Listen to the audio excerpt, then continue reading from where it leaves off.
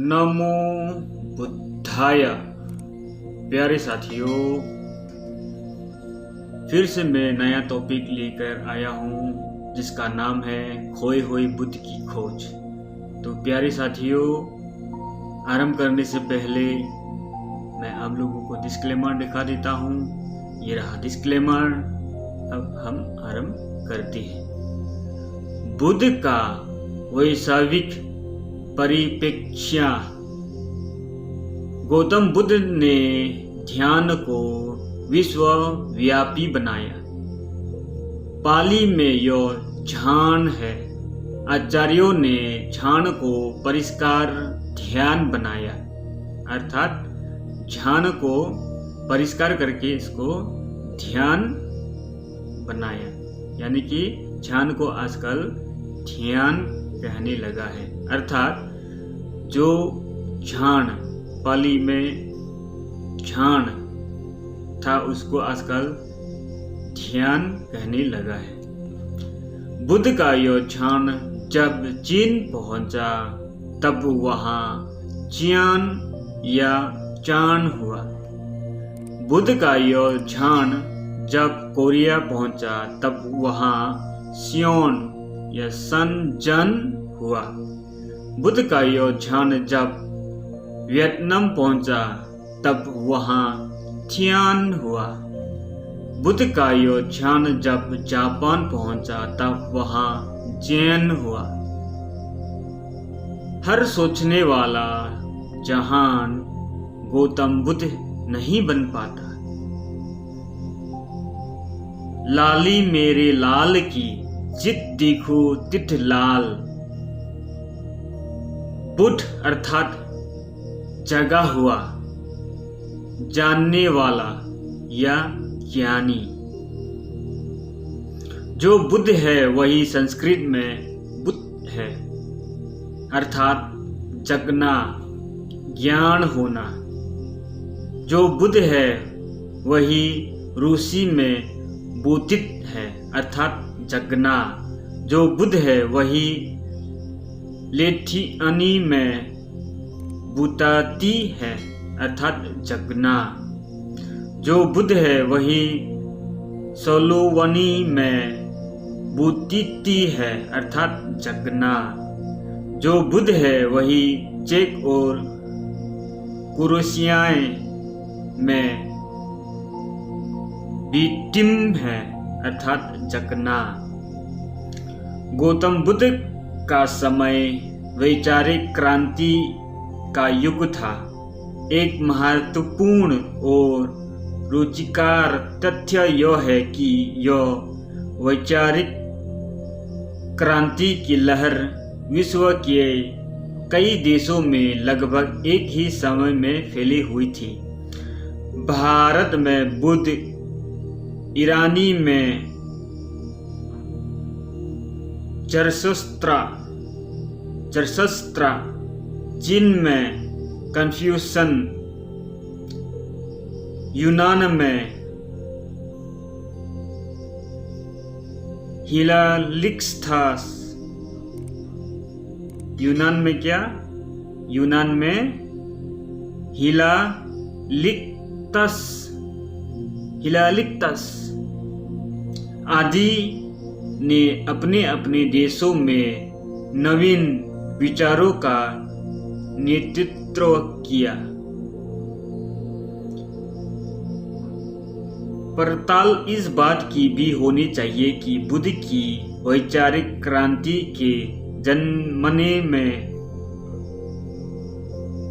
वैश्विक माहौल का क्या योगदान रहा है।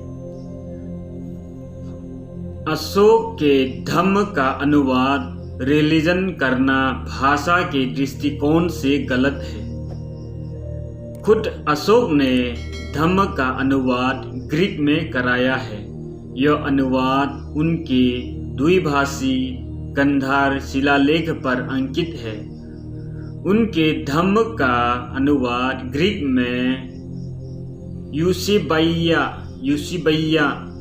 कराया है, जबकि ग्रीक में रिलीजन को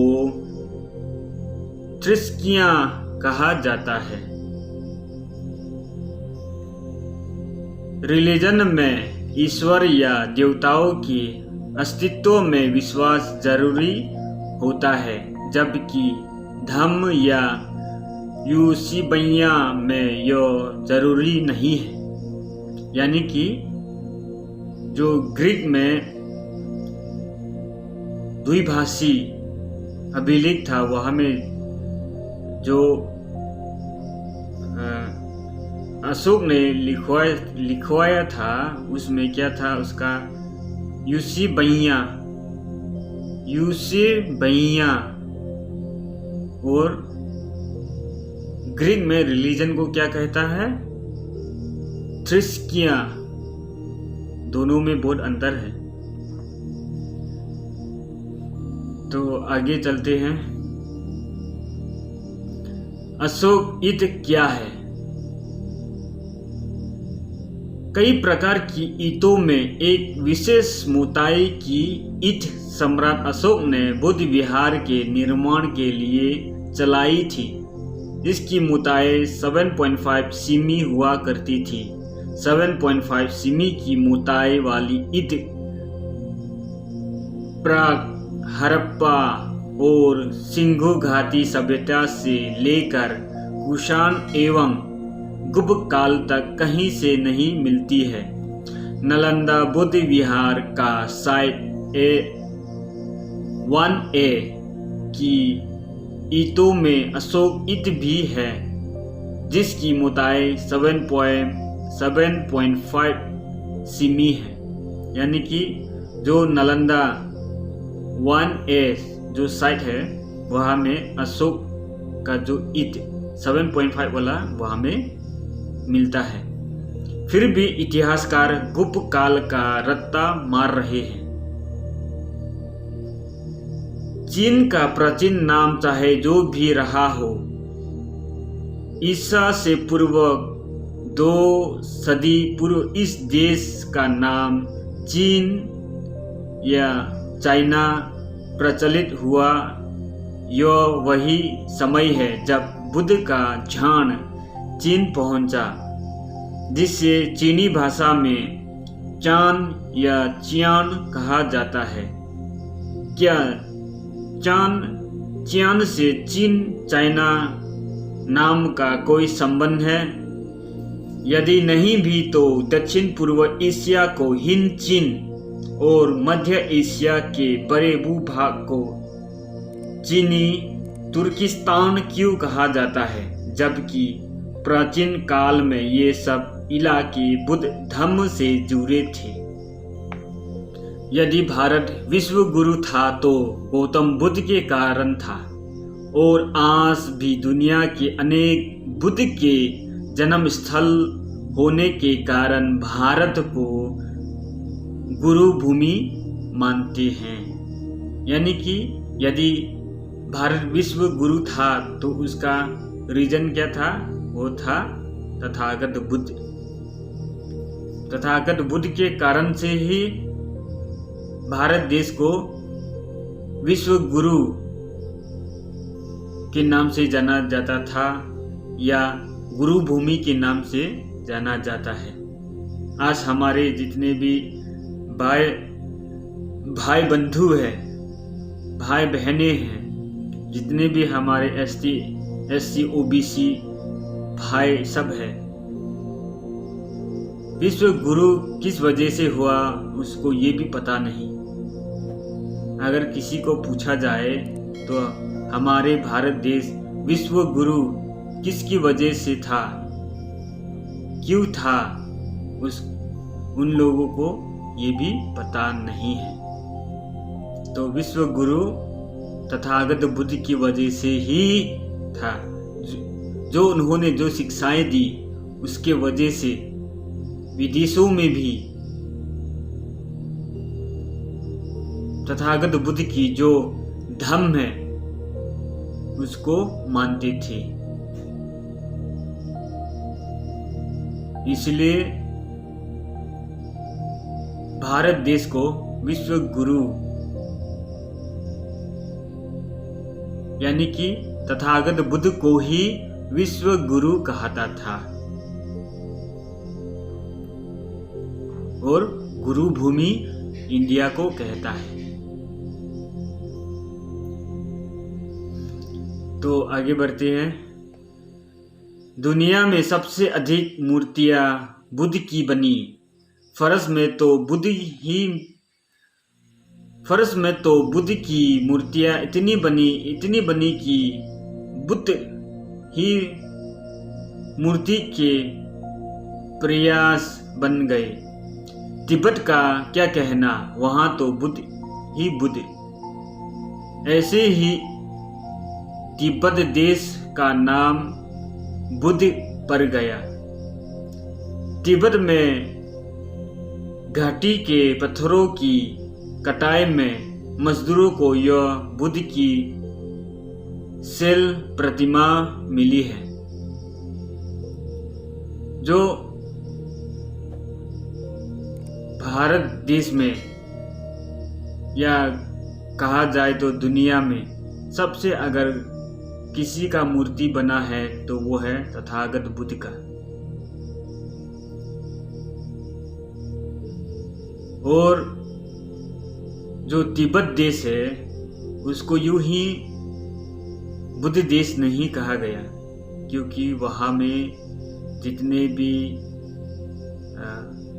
पर्वतें हैं, जितने भी पहाड़े हैं, जितने भी किलाए हैं, सब में बुद्ध ही बुद्ध बने हुए हैं।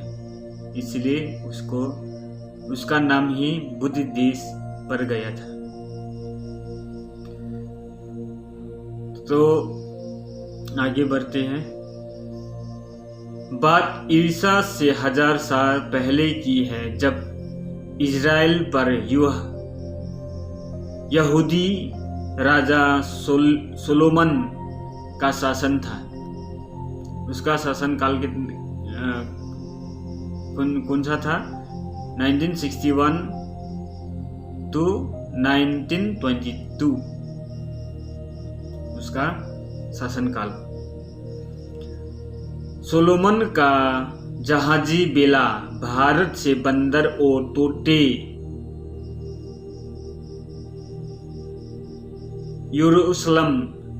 यरूशलेम ले गया था,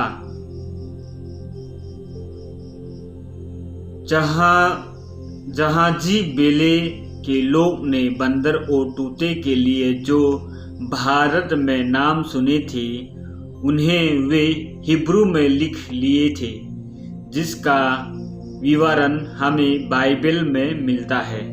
भारत के लोग बंदर को कोफिम और तोते को तुमुक बोलते थे। बंदर को क्या बोलते थे? कोफिम। और तोते को क्या? तुमुक बोलते थे। कोफिम वस्तुत द्रविल शब्द कॉपी बंदर है और तुमुक वस्तुत शुक तोता का पूर्व प्रचलित द्रविल रूप है। ये सब रूप ईसा से 1000 साल पहले जिस भारत का चित्र प्रस्तुत करते हैं वह वैदिक समाज का नहीं है, बल्कि द्राविड़ समाज का है। तो आगे बढ़ते हैं। डॉक्टर भगवत शरण उपाध्याय ने अपनी पुस्तक विस्तार भारत में लिखा है कि भारत से पूर्व दिशा में सबसे पहले बुद्ध धर्म चीन पहुंचा। 5वीं सदी में आचार्य बुद्ध धर्म चीन गए और वहां मार्शल आर्ट के रूप में जूडो, कराटे, कुंग-फू जैसी कलाओं को विकसित किया। आचार्य बौद्ध धर्म ने अपनी दिन शाओलिन गुफाओं के बौद्ध विहार में गुजरे थे। यही शाओलिन गुफाओं के बौद्ध विहार मार्शल आर्ट के जन्म स्थली मानी जाती है। मार्शल आर्ट मूलतः बौद्ध धर्म की ध्यान आधारित आत्मरक्षा की तकनीक है। यह शाओलिन में मार्शल आर्ट का परिक्षरण करते हुए बौद्ध भिक्षुओं का तस्वीर है, यानी कि प्रैक्टिस करते हुए। जो